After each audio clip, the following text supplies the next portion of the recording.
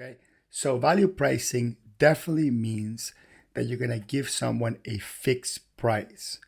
And because it's very difficult to know what the customers value, for you to give a price that's really close to that value or just a tad under the value that you provide, sometimes we will use and leverage options in order for us to determine what the customer values the most, how do they prioritize the different possible things that we can do for them, and for them to choose that if they want more, they're going to pay more, and if they want less, they're going to pay less.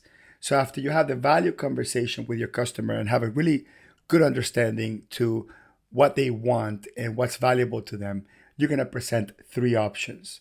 Now, these three options are often presented in this good, better, best type of flow. Typically, you will have three boxes with the three options that contain the features, the benefits, the results, whatever happens to be in each box. And these prices will progressively go up. As you get more, you pay more. Now, some school of thoughts say that you should present the highest option first and then go down with it. Some school of thoughts say that you should highlight the middle option and use the high option, mostly as an anchor. So you're going to have about 10 to 20% of your customers pick the highest option, but the great majority of customers, between 60 to 80%, should be picking that middle option. Now, I personally don't think that it needs to be one way or the other. I think that your customers will choose what works best for them. But the most important thing is options are designed to gauge what the customer values most and what the customer values least. Now, hopefully, after you had a deep discussion through the value conversation about what's valuable to them, what we're going to do, what we're not going to do, what are the deliverables, what risk we're taking away, what results, measurable and not measurable, they're expecting to get out of hiring an accountant, whatever it happens to be. Once you have that whole conversation, you should have enough information to be able to come up with three prices. But by far, the number one question I have is, how do I go about actually constructing those prices? How do I know what to put in the middle option, what to put in the lowest option, what to put in the highest option? How do I know? But the true answer is you don't know.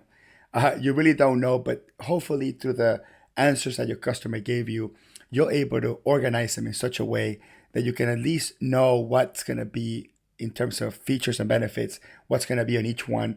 And after you look at all three together, you should be able to come up with a price.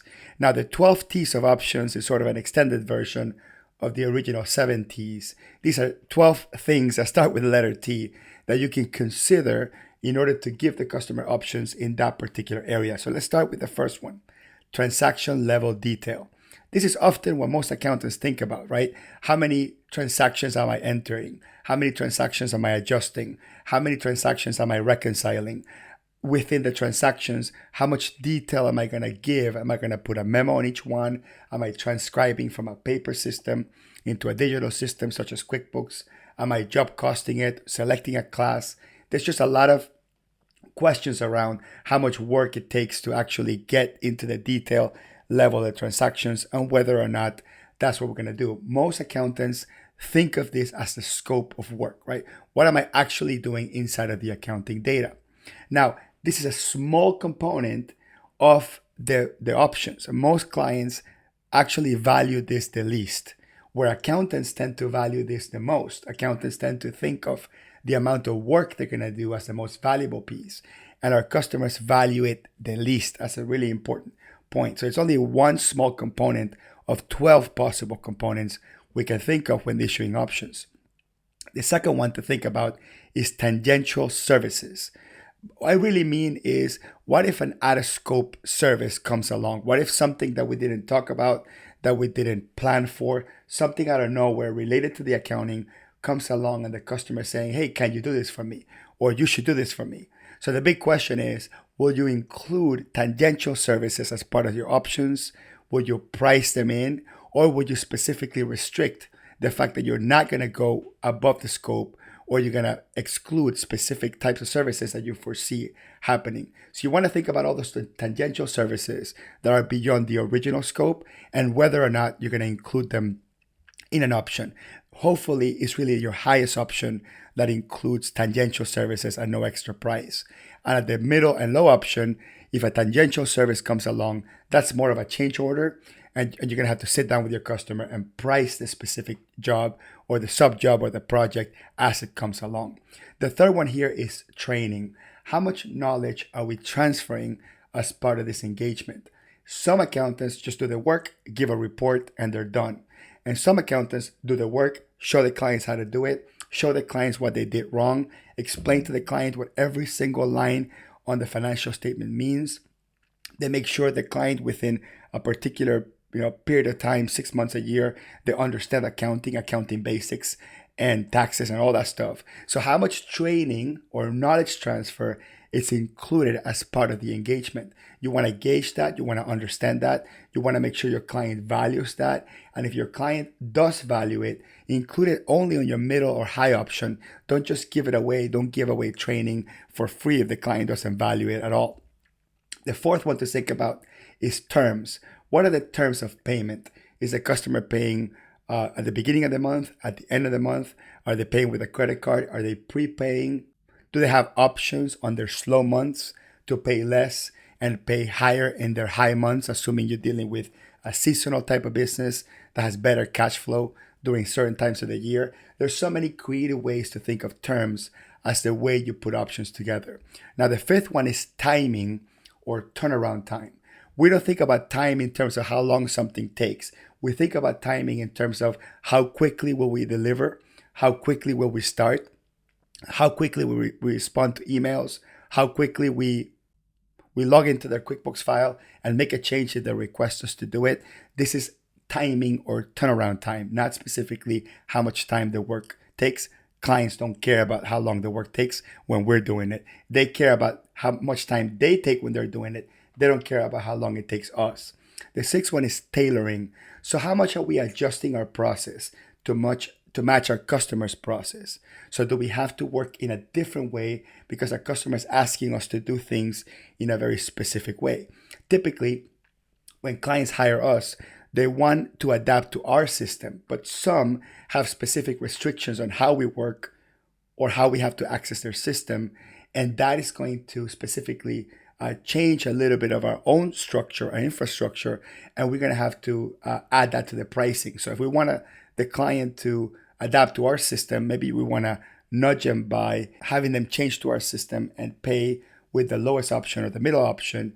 And if they're going to force us to work on their system, on their terms, with their rules, maybe we want to nudge them or have them pay more and only include high levels of tailoring in the highest option.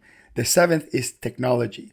Are they using technology that's fast, that is slow, that is outdated, that is restrictive? Is the technology the customer is using our preferred choice of technology, our preferred QuickBooks version, our preferred platforms that's going to allow us to work faster and deliver quicker and work both more efficiently and more effective?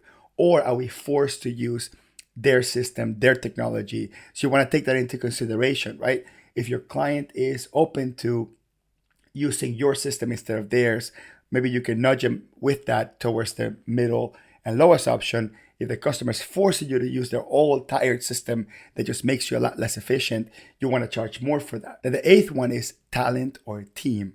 So will you include access to a specific team member, a specific group of people, a specific talent within the organization? Will they have unlimited access to them? Will they have a partial access to them?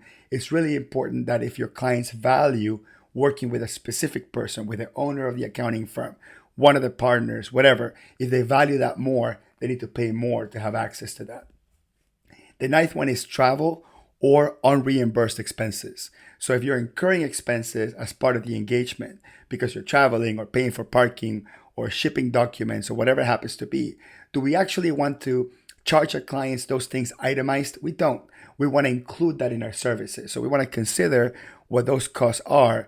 And if the client's going to want us to take all those costs in, for us to include all those costs, we want to include them as part of the price. And we probably want to include them only on our middle or highest option where the customer doesn't have to pay extra for that. We are calculating those expenses ahead of time. 10, transformation. What are the transformative results that we're going to generate? How is the customer changing over time from working with us, from the time they start with us to 6 months later, to a year later, to 2 years later. What are we transforming inside of the organization? What is that observable result that the client is expecting to go from point A to point B?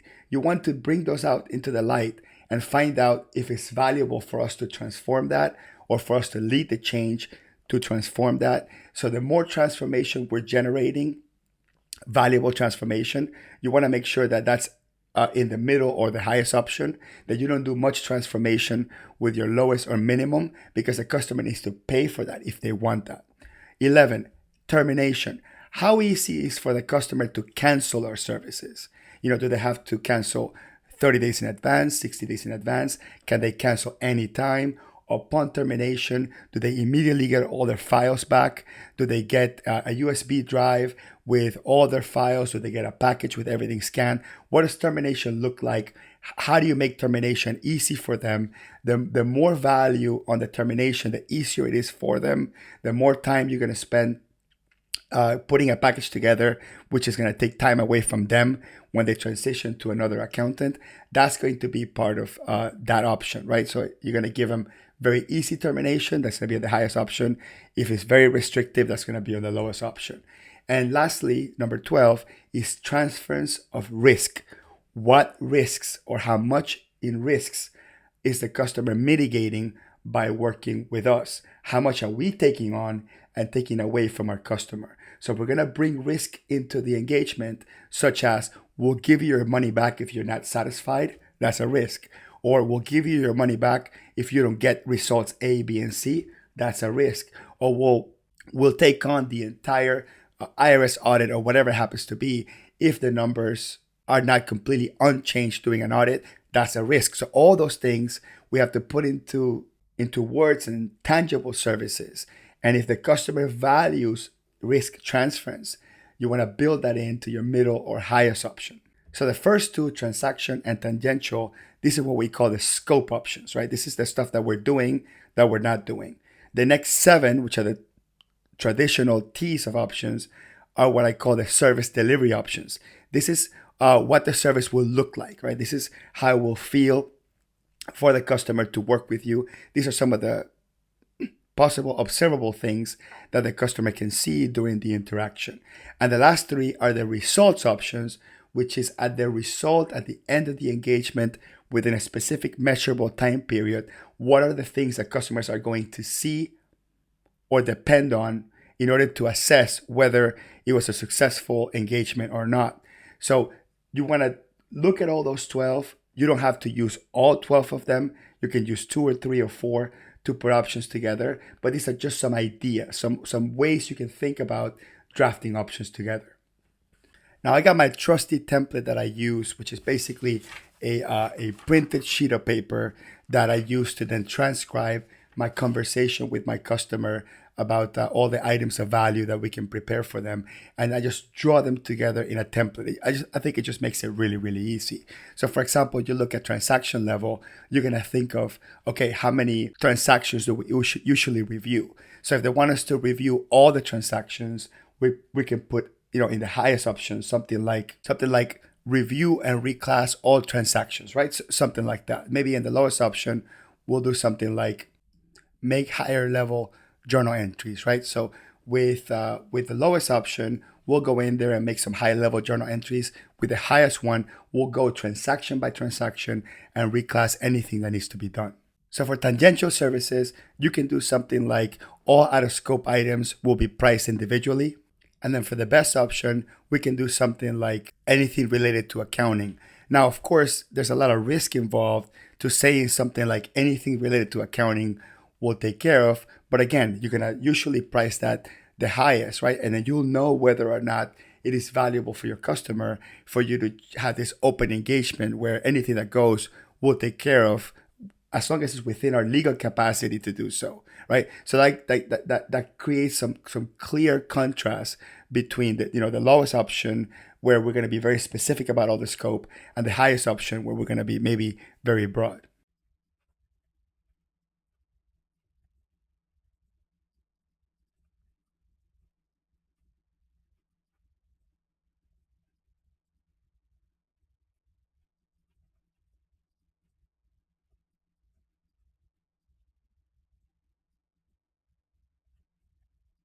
Then when you're done putting them all together, you're going to figure out, okay, under each of the 12 T's, okay, training, terms, timing, tailoring, talent, travel expenses, transformation, you're going to check each one and say, look, if I was offering a real basic service under the first option, what are all the things that I will be limited to?